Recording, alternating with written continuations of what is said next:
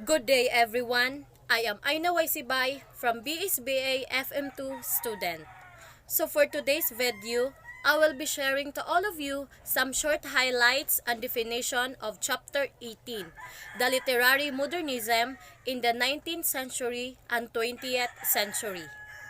So the chapter 18 is composed of 10 lessons, but I will only share to you the 5 lessons.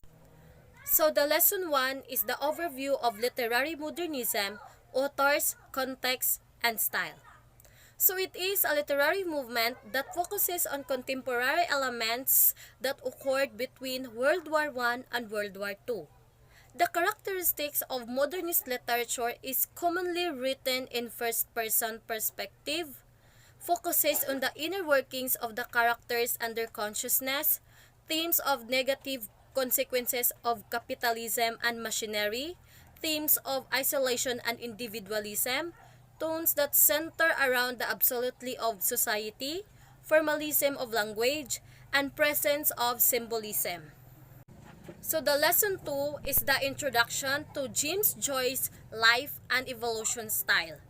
So James Joyce is an author known for his unique writing style reflection of both of his love of languages and his desire to express precisely how thought sounded. He was born on February 2, 1882. He wrote 4 fictional works set in Ireland, and that works named Dubliners, A Portrait of the Artist as a Young Man, Ulysses, and The Finnegan's Wake. Dubliners was his first published novel in 1914, and he is also known for creating the writing technique of stream of consciousness, and he is the oldest of 10 surviving children. The lesson 3 is the introduction to Virginia Woolf's life and works. So she is a well-known English writer in 20th century. She was born in 1882 in Adeline, Virginia, Stephen, and she also died in 1941. She was best known for her novels. She is also a writer of essays, biographies, letters, and diaries, and she is one of the famous modernist writers. Her books named Jacob's Room, To the Lighthouse, Mrs. Dalloway, and The Waves.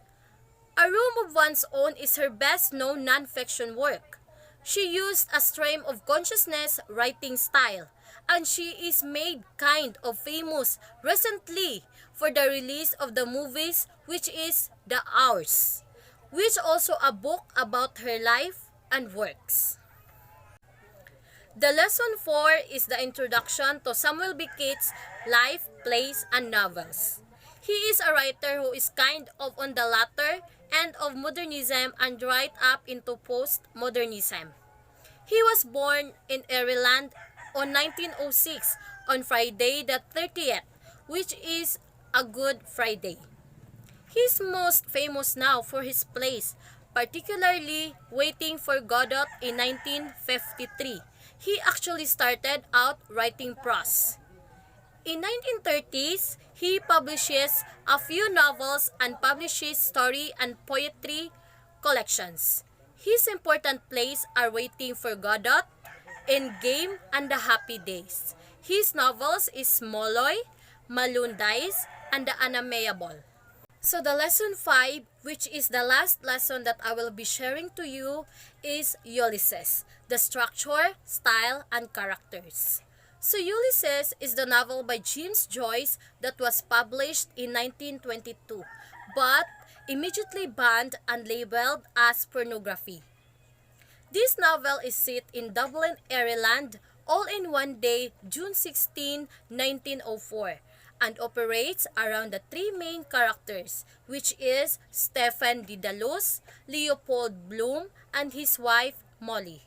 The story of Ulysses means nothing unless one connects the events of Dedalus and Bloom to events in Homer's The Odyssey.